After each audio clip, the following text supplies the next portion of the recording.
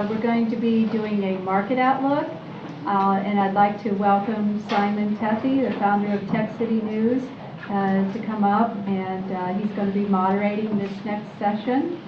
And the panelists are Daniel Fozatti, the director of Cocoon Global, Jeff Cow, head of APAC, London and Partners, Darko Hajdukovic. I'm sorry about your name. I probably just butchered it, but he's International Product Manager, London Stock Exchange, and Lin Feng, founder and CEO of DealGlobe. So why don't you come up and take a seat here, and we'll let Simon take over as a moderator. My name is Simon Thethi. I'm the founder of Tech City News, and Tech City News has sort of grown up with the ecosystem here. We're not going to dwell too much about the ecosystem. It has grown rapidly. You know that many reports we've published in the last year or so with the Tech Nation report, with the Creative report, and Scale Up report, and it has grown rapidly. So we want to try to keep the conversation in the context of this event here, and what are these opportunities, what are the outlooks of the relationship between Hong Kong and the Asian markets, and London and the European tech scene. And we've got a very, very esteemed panel here, and rather than me sort of introduce them, I'll let them introduce themselves. So start with yourself here. Okay, hi everyone, and thanks for the great event, Rebecca. So my name is Lin Feng. I'm actually the founder and CEO of a company called DealGlobe, which is essentially an online platform connecting European business with China. So we were founded last year with the support of UKTI through their Sirius program, and we actually at the moment, for example, have roughly 400 projects to invest and roughly 200 buyers/investors coming from China. Our mission is two things. Number one is to make the global investment banking more efficient, and number two is to connect China with Europe. And we just actually closed our first round financing, and right now have roughly 30 people globally in London, Shanghai, and Beijing. Thank you. So my name is Darko. I work for the London Stock Exchange. I'm responsible for international companies that are listing on our market. So we are here to support companies raising capital in their very ambitious goals of making banking efficient and China accessible. So I cover international companies across our markets, and I am very grateful for being invited here and for Rebecca for this wonderful event. Jeff Chow, head of Asia Pacific from London Partners. So I'm sure everyone in this room, they know, London Stock Exchange, but potentially not everyone know London Partners. London Partners is a new organization created nearly 3 years ago, back in April 2011. So we are the mayor of London's economic development and the promotional agency. What we've been doing basically attracted the best companies, including the tech companies from across the world, to set up and expand the business here in London, attract more tourists and more students coming to basically enjoy our landmarks and study in one of the 47 public funded universities here. Each year, I very carefully notice what just the national holding projects so you've been working on. So each year, we have globally around 300 companies coming to set up in London, and 40% of them are tech companies. So we've been engaging with the tech companies from all over the world, from the US, from Tel Aviv, from China in particular, so on almost a daily basis. So we are also observing our competition, how they've been doing, and how we, as a London, to remain our competitiveness. So I'm quite keen to be here to basically exchange some ideas, and also through talking to my other panel speakers to get more ideas from you, how from London Partners perspective, how we can better or best support those tech companies to grow in London or through London on a global scale. Daniel, Daniel Fozatti. I am co-founder and director of Cocoon. Cocoon is a Chinese and European incubator launching later on this year, looking to encourage entrepreneurship and startups from China to come to Europe, and European startups to go to China. There will be a fund operating alongside of which I'm a partner called Cocoon Equity. And we're here, we'll be launching just around the corner from here in what will be predicted to be one of the largest incubators in Europe. And we're here to help startups grow, push them over to China, and help them grow over there. Okay. Can we hear? Can't even tell if you can hear me or not. Jeff, let's start with you. Okay, you recently led with a large delegation to China from here, with a very famous royal attached as well. Now, how did you find the reaction? Are they even aware of Tech City here, or the Tech City in London, or are they always looking at Silicon Valley or the other markets, or what was your reaction to that? Well, I think, of course, that's a part of our job, promoting this Tech City globally. But my own observations, the awareness of Tech City, not just in China, but in Asia Pacific overall, is still way to go. So if we just look around, after all these 3-4 years after the development in the Tech City, we get so many thousands of the tech startups setting up here, and most of them are either European or US. And of course, we are seeing some Hong Kong company, Chinese company setting up in Tech City, but still way to go. So that was good. Yes, yes, and also some Australian company, Japanese. So we are quite keen to get more and more companies from Asia Pacific to basically not just locate in the Tech City, but through Tech City, through London, to globalize themselves. Now, what about yourself? I mean, you've got a platform that's obviously trying to attract investment and co-investment from here to there. Do you find that the interest is more from one side, is it from London to China, or China to the UK? I think in general, the interest has been increasing steadily these days. Particularly, I see the Chinese company want to invest into UK/Europe, not only for startups, but across different industry and across different stages of life. When I was actually with the royal visit in Shanghai 2 weeks ago, Jack March had a presentation over there. And what he mentioned from Alibaba is that he said, for this year, the key focus for Alibaba is actually Europe, rather than the US and the other emerging markets. I'm not sure if he said that only because that's the UK royal visit, but and there's only British people at that event. But he seems to be quite sincere, right? And also their office actually moved downstairs as our office on the level 39. They're actually level 28. And other from Alibaba, we also see quite a lot of investors either setting up incubator like Cocoon Equity over here, or setting up their PE/venture arm over here. Specifically for TMT sectors, we see lots of people interested in investing, for example, in the gaming sector over here, in the edtech space, DSPs, real-time bidding, etc. Investing into the big data and fintech related companies. Looking to invest into e-commerce companies with very strong brand relationships.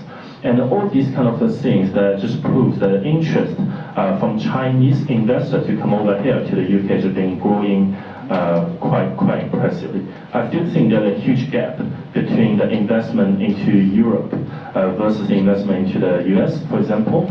And therefore, I think in some of the potential here in London, maybe in Berlin, Israel, can be like really big over the next couple of years. Fantastic. Daniel, you're looking to start this incubator. Can you tell a little bit more about that? And is that a hardware incubator? Would it be a software incubator? What kind of incubator would it be? So it'll be spread across a variety of verticals, but mostly, of course, digital. There'll be a hardware space as well, kind of a maker space. And we'll be looking to specialize, the fund alongside of it will specialize in specific markets. So it could be well, as an example, it could be green tech, so for smart buildings who are self-sustaining. It could be drone technology, it could be networking capability, so inside of the space itself you'll be able to experiment on different network environments.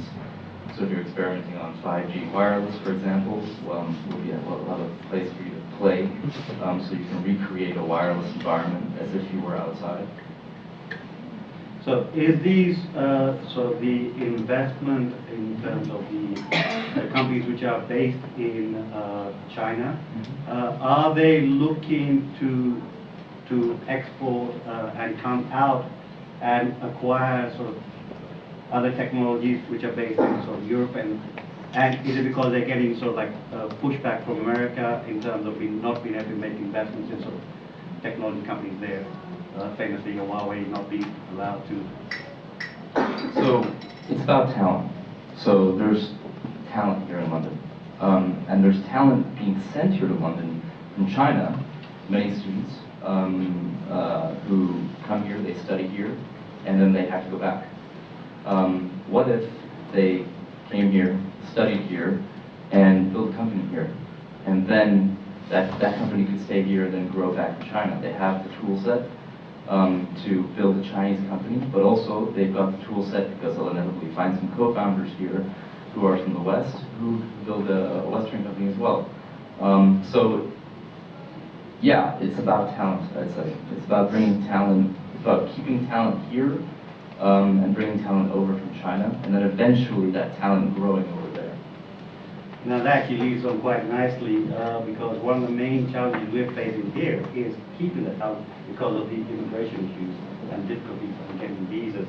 Now what is the perception, now I can probably address that to Jeff as well, in terms of people being able to come here, set up companies and be successful here without, or study here then set up a company without having to be told to leave after complete the courses? I think perhaps we here at London and also in the UK we have one of the best systems to support the entrepreneurs setting up their business and grow their business here. So talking about visa, of course there are many negative media reports talking about the tourists quite difficult to secure a UK visa, and also the UK is not part of the Schengen. And if you are visiting Europe and if you are visiting UK as part of your Euro trip, so you have to apply for 2 visas. So that's not something completely true. But one thing attracted the Chinese investment into London. So one is absolutely true what Dan just said on the talent side. That's also what Alexandra just mentioned. So that's a talents attracted all those global brands to come to London. And it's not because they got pushed back by the US or by other countries so that they can only come to London or come to the UK. It's not. So most of the cases you would see, so those tech investment, they observe, they learn from others, they learn from the peer investors. So what US, what America are doing, so Asian they are doing very soon. So over the year, what we've seen, so from let's say in last 2 years, from 2012 to 2014, and we've seen huge increase. So in the tech investment from the US. So overall in the UK, that's grown from 600 million to 1.4 billion, and for London, that's grown from 300 million to nearly 800 million. Basically, that's more than doubled. Because all those smart monies in the US, they recognize that investing into the tech firm in London and in the UK represents the best opportunities, the best investment for them. So I'm sure Chinese will follow the same logic. That actually leads to Darko. Darko, I understand the London Stock Exchange, they've got the Fast 50 program, you've had some IPOs with Just Eat, and we now got sort of some unicorn companies which are worth over $1 billion.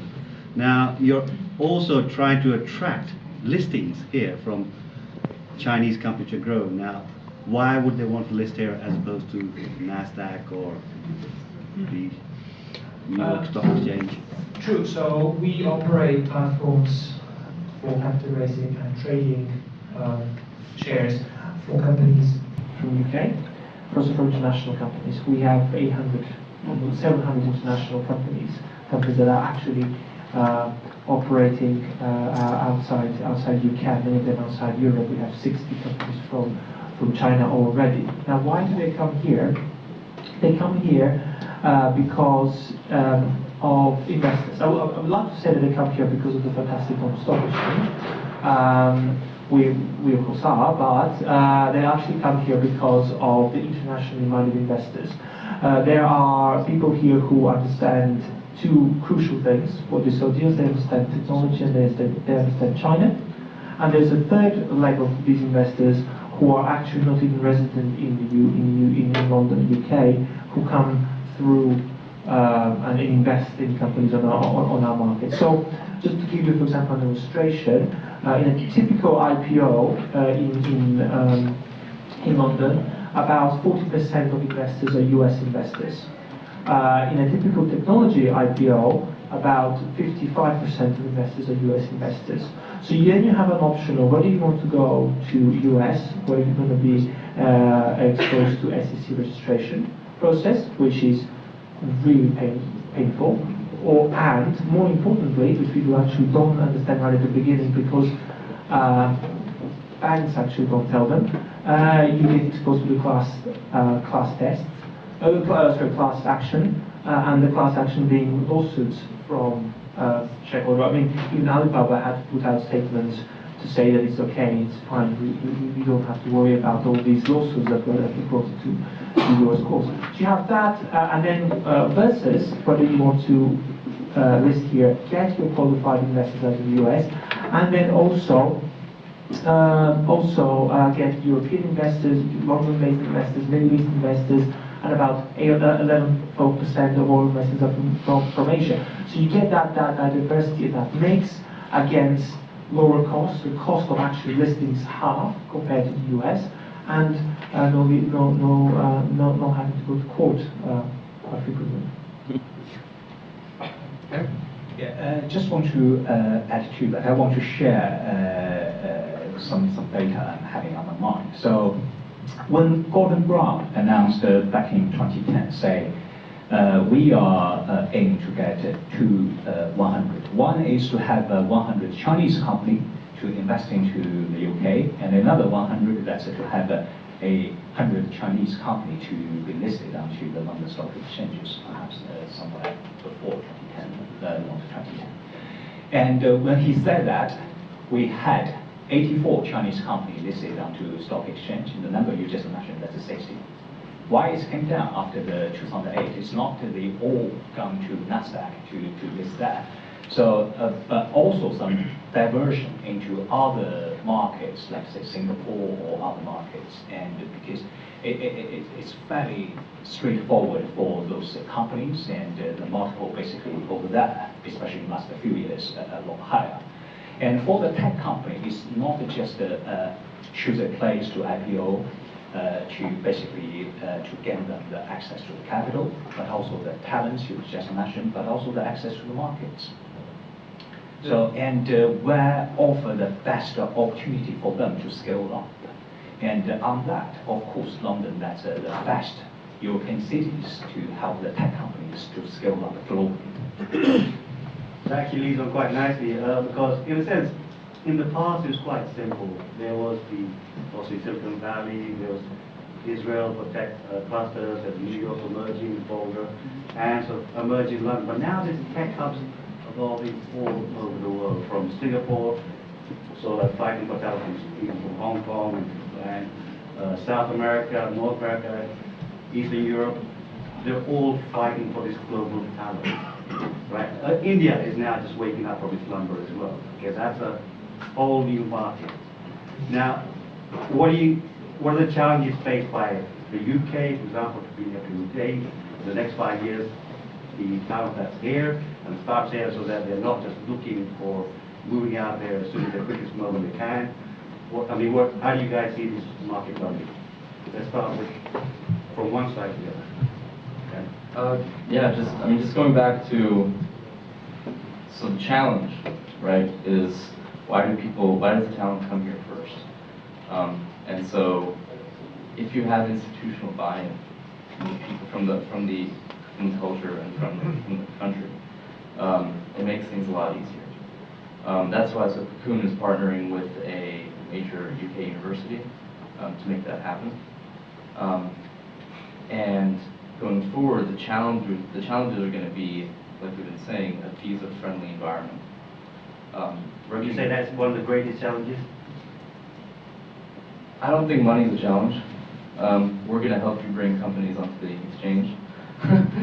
So we want to put this message across to the politicians. Yeah, it's not money. It's definitely not money, and it's mostly just backwardness. We just need to just give out visas. Like, they cost nothing.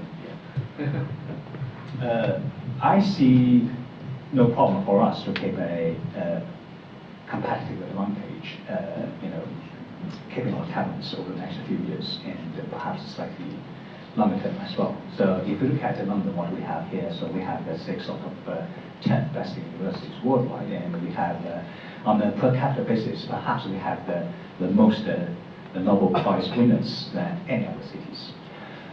The challenges, talking about the challenges, especially for the tech investment, what we are still behind the value. I think that's perhaps what really needed is a change in the mentality. So if, and perhaps on the entrepreneurship, and if in the Valley or in the United States, overall, if you have a great success story, that's fine. If you have a great failure, that's also fine. You still get a high five, but here, maybe not, because it's traditional investors, they would still shy away from that. So I would think a change in mentality is needed, but that will take time. I agree with that, and I think that the change is happening. You can definitely see that. You can see that even in a number of just pure numbers that we have on our market. We now have 350 technology companies that are worth about $1 trillion listed on our market.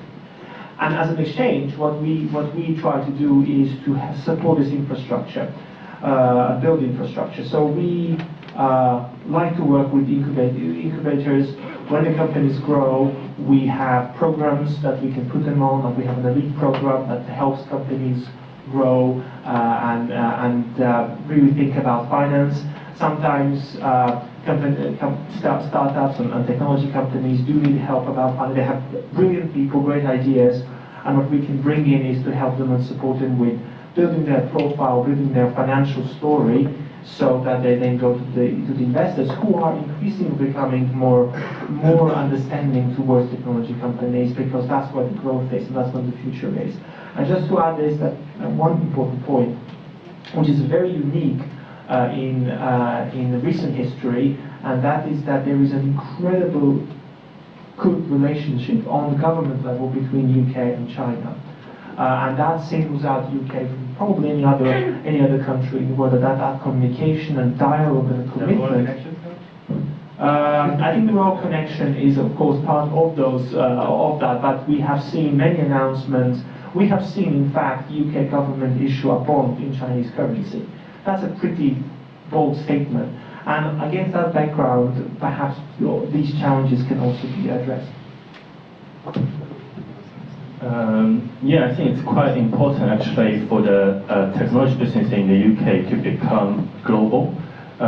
Just back to kind of, if we look a bit deeper into what's the rationale for the inbound investment, for example, from China, there are a couple of things probably some of people here do not know. Number one, if we look into the PE multiples in China versus the PE multiples over here in small variation, in China, people making investment and making acquisitions, not dependent on the EV/EBITDA. So in China, people don't understand what EV/EBITDA is, but they understand what the PE multiple is. And if you look into the PE multiple in China, let's use not a tech company, but use an auto part company, for example. We were working on auto part at the moment. The auto part business in China is listed at more than 20 times PE multiple. The the auto part business over here, which has more than 20 million pounds in EBITDA, is actually we give a term sheet around 6-7 times PE multiple. And the whole rationale makes perfect sense that they want to make this acquisition just to boost the bottom line and then to tell a super nice story to the market in China so that they can raise a private placement. And that's not only the case for auto part business. We were speaking with a gaming company from China as well, and that's exactly the same. They're looking for a company net profit 10 million pounds plus, growing nicely so they can make an acquisition. And that company is traded at 40-50 times PE multiple in China. So this is number one. Number two, they look for cheap funding. So essentially in Europe, when you make acquisition, you can get relatively cheap funding as well. And if you think about it, it makes perfect sense. You make an acquisition in China, you probably get quite expensive debt, versus if you here, when you make investment or acquisition, the debt you can get is really low. And then number three, every acquisition or investment we're talking about, no matter in the TMT space or out of the TMT space, people really think about connecting, let's say, emerging market capital and emerging market with the UK opportunity. So it's not really about just making money into a UK business and grow it in the UK. That is also true, but more importantly, is basically people want to invest into a UK business and, for example, bring the technology, bring the brand, or bring the relative resources back to China, Far East, or other emerging markets. And I think that's what the investor value a lot. This Friday, we're bringing here a delegation from Ministry of Commerce in China. They're roughly 7-8 people. What they're trying to do right now, they're doing an alliance for all the global universities. And what they try to do is really to commercialize the technology in the universities in order to connect that with the Chinese market and the Chinese early stage investors. And we feel that is very interesting. That's also what the mission of DealGlobe, our online platform, serves as well. Like after our official launch, which is earlier this week, we see lots of people subscribing to the platform. Even got a couple of paid users just straight away saying, hey Ling, if you can connect us with some Chinese investors, we'll start to pay you. And the same for Chinese investors. I think we can already sense that there's going to be a lot more deal activity between the UK and China and India, right? So let's give these panelists a round of applause. Daniel, Jack, and Simon, for a great moderating. Thank you so much.